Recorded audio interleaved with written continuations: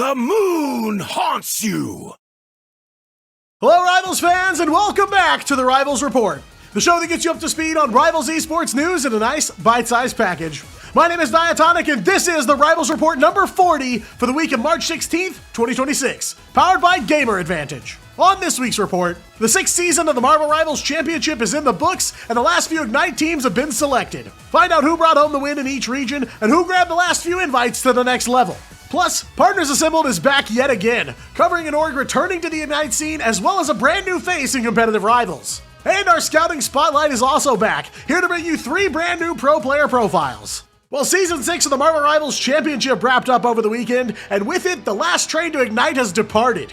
Several invites were handed out across all regions, along with cash prizes. It was a race to the finish with numerous marquee matchups, but some seriously dominant performances as well. Let's go region by region to discuss the championship matches and take a look at which teams are headed to the big leagues. In the Americas region, the championship came down to a battle between Yeah We Lost, who were last seen in the top 6 of the recent Mega Monthly, and Lunex Gaming, bringing to bear an entirely new roster from the ground up. Yeah We Lost blazed a path of destruction through this tournament, dropping only a single map in the bracket to Lunex during upper bracket finals. But Lunex had a similarly dominant path up until they found themselves facing off with YWL in those upper finals. While Lunex sought vengeance in the grand finals, YWL were in the hunt for their second MRC win. And with a few changes since their Season 4 victory, this team was ready to change their names to Yeah We Won. Try as they might, YWL had this grand final bout on lock, taking every single map and ending this best-of-7 series with a 4-0 record in just around 20 minutes total. So YWL and Lunex would walk away with the lion's share of the region's prize pool, as well as 2 of the 3 Ignite invites that were up for grabs.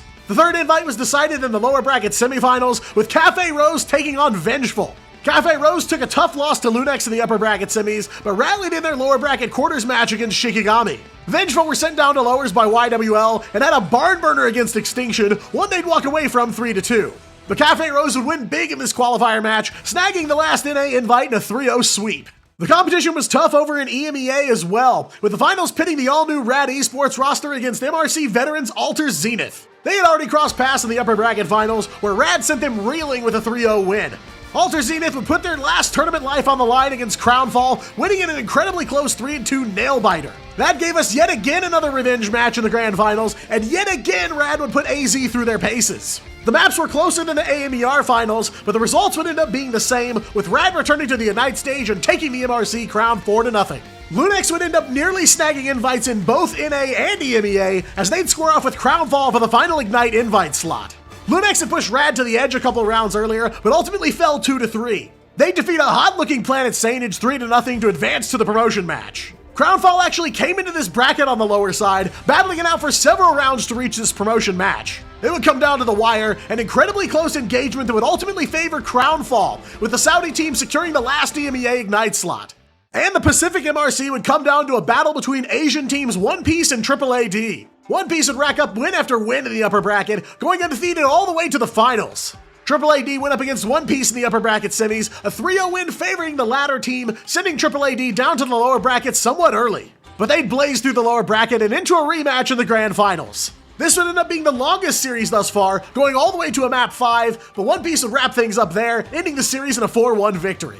But the Pacific region also has the most Ignite slots available, with the top 8 teams coming out of this MRC as eligible for participation in Ignite. While it's not 100% clear if all these teams will stay together and move on to the next stage, 3rd place team It's Bugged and 4th place team The Chiefs also qualify Ignite, specifically on the Oceania side of things. Baxium Japan and Moshimosh join them after their top 8 finish, with N1 Hex and Loyalty rounding out the field as the last 2 Asia invitees. And just to round out the last few slots across the board, we'll quickly review the Chinese qualifying teams as well. Not Bad lived up to their namesake by walking away with the championship, with YYDS coming in 2nd place. NB and Black Cat claimed the last couple slots in the China region, giving us our full field of Ignite teams going into the preseason.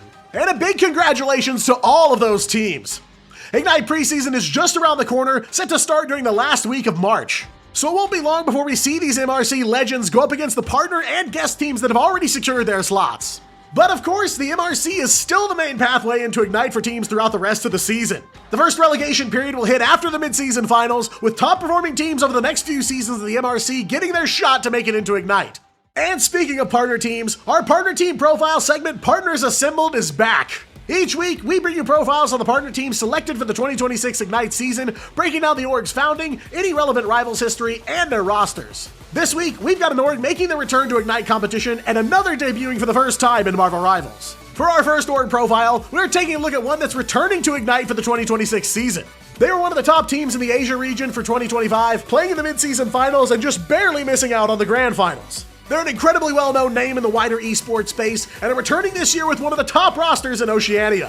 For our first profile, we're taking a look at esports powerhouse Gen G. Generation Gaming, or Gen G for short, were originally founded back in 2017 as KSV Esports. Their first foray into esports was as owners of the Overwatch League team Seoul Dynasty, one of the founding teams of the OWL. KSV would rebrand to Gen G shortly after and begin branching out into a number of other esports. Perhaps most famously, Gen G would enter a franchise slot in the League of Legends Champions Korea, or LCK. They'd go on to become one of the most dominant teams in Korean League, but they'd find success in other titles such as NBA 2K, Fortnite, PUBG, Rocket League, and Valorant.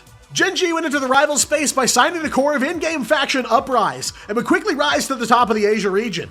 They'd go through stage 1 of Ignite mostly undefeated, until crossing paths with Crazy Raccoon in the upper bracket semis. They'd blaze through the lower bracket and into the grand finals, and put on one of the most intense matches in Rivals history thus far, taking a 7-map series to an 8th map after a stalemate on Symbiotic Surface. But they'd struggle on the international stage of the mid-season finals, bombing out during the play-in stage after losing to Envy and Nova Esports. They'd come back during stage 2, yet again being bested by Crazy Raccoon and placing in 3rd, which caused them to miss the grand finals land by a single position. But with the new partner team system, Gen G are now returning to Ignite, but they're switching from Asia to Oceania. As part of this, they signed by and large the strongest team in OCE, the squad formerly known as Chopper Mag. They'd take over the OCE region after forming late last year, but would gain international attention during a Cinderella run at the grand finals in Atlanta. Though they wouldn't be able to bring home the win, they showed that Oceania could hold its own in Rivals and secured their place under the banner of this iconic esports org for 2026. And Gen G is certainly acquiring quite the trophy case in this signing as well, taking on the roster that completely dominated Stage 2 of Ignite and OCE, and took home first place during the Season 5 MRC as well.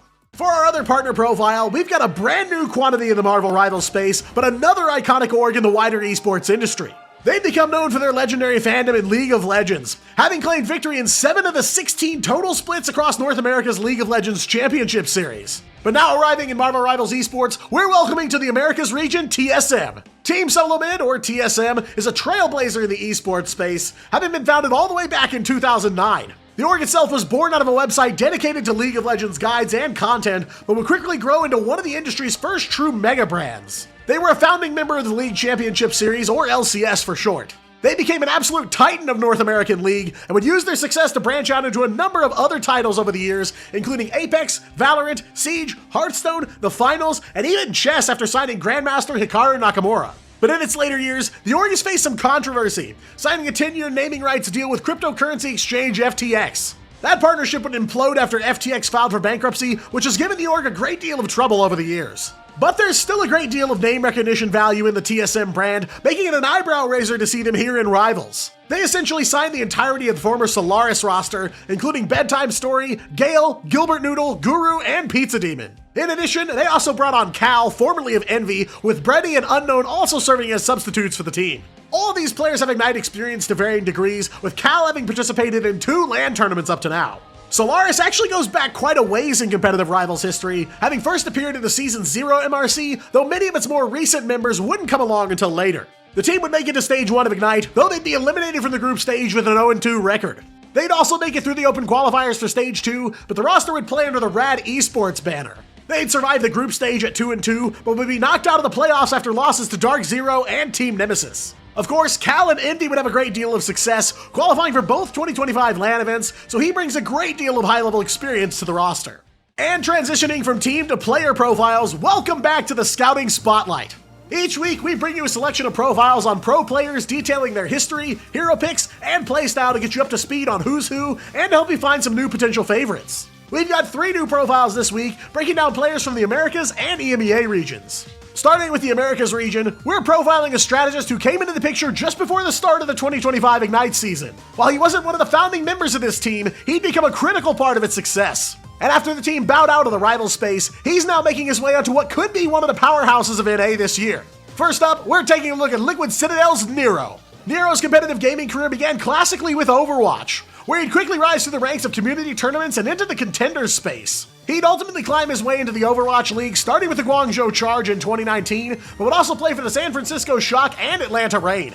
His last run came in 2024 in the OWCS alongside M80 before jumping to Rivals about a year later. He'd immediately enter as a member of America's powerhouse Envy, just in time for them to take a third place finish at Ignite Stage 1 and qualify for the mid-season finals. The MSF would be a wild run for Envy, blazing through the play-in stage and taking on every single challenger, landing themselves in the grand finals against Rad. It was a tough back-and-forth series, and they'd ultimately fall in a 2-4 barn burner, but an incredibly successful first LAN outing for the org. They'd improve on their Stage 1 performance during Stage 2, coming in second to 100 Thieves and again qualifying for LAN.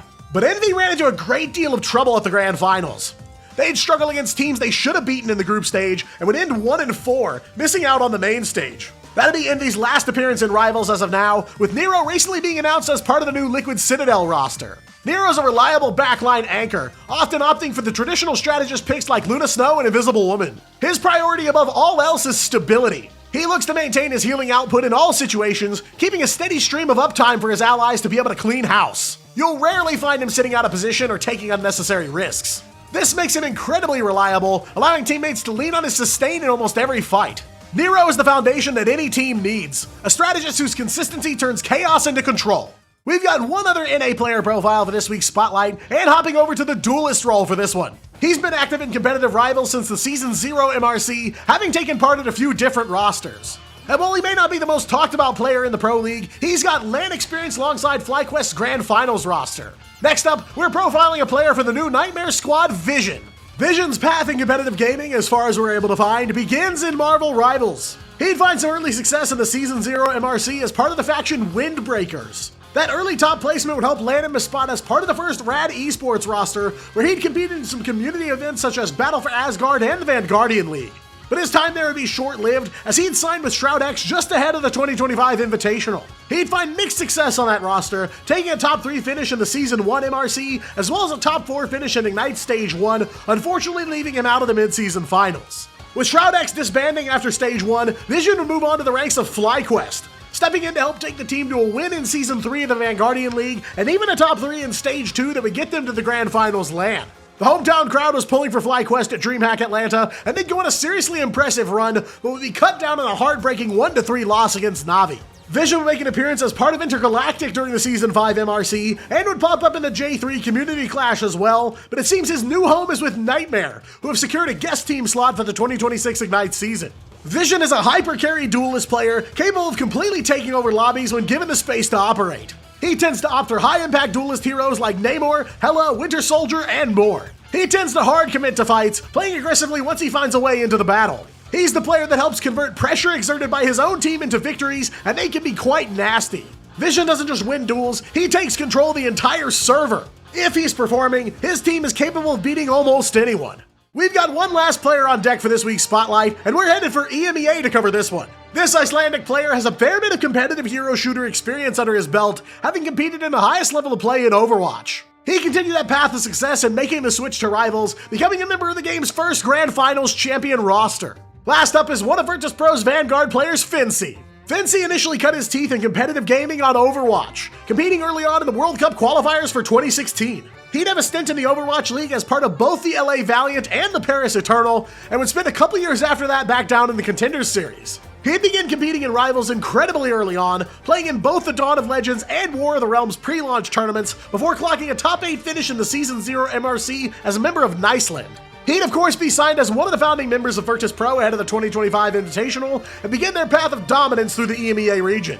As we've discussed before, Virtus.pro essentially lost no pro matches from the time they were formed all the way to Stage 1 of Ignite, where they'd get stunnered by Rad Esports and eventually eliminated by Berber Patapim.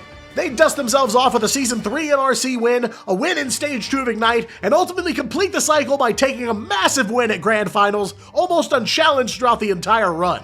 And unsurprisingly, nothing is changing with the Virtus.pro roster going into the 2026 season, as there's not much to be changed with a roster of this caliber. As the main Vanguard player for the team, Fincy has become a driver of strategy and engagements. He's a master of crafting safe angles for duelists to engage with, and is nothing if not gritty when it comes to holding objectives. He has a very disciplined playstyle, opting for safety and consistency over hyper-aggression or risk-taking. He helps create structure for the team, structure that has led them to winning nearly every single match they've had thus far in Rivals. Fancy doesn't just lead the charge, he controls the battlefield, leveraging his structure and experience into a front line that can't be broken. And that's a wrap on all of our team and player profiles yet again for this week. We're inching closer and closer to the start of Ignite, where we'll transition into coverage more focused on match breakdowns and interview segments. Until then, be sure to check out the Shorts tab on my channel, as well as my TikTok for almost daily Rivals esports content. Well, that's all for this week's Rivals Report. Be sure to subscribe to stay up to date on the latest in Marvel Rivals esports. And be sure to follow me on other platforms including Twitch, X, and TikTok. And if your eyewear needs an upgrade, go with Gamer Advantage. Gamer Advantage provides high-quality, stylish frames equipped with blue light protective lenses to give your eyes a rest during those ranked grinds. Check them out at the link in the description and use the code Diatonic to support the channel and get yourself a discount. I've been Diatonic, you've been amazing, and I'll see you in-game.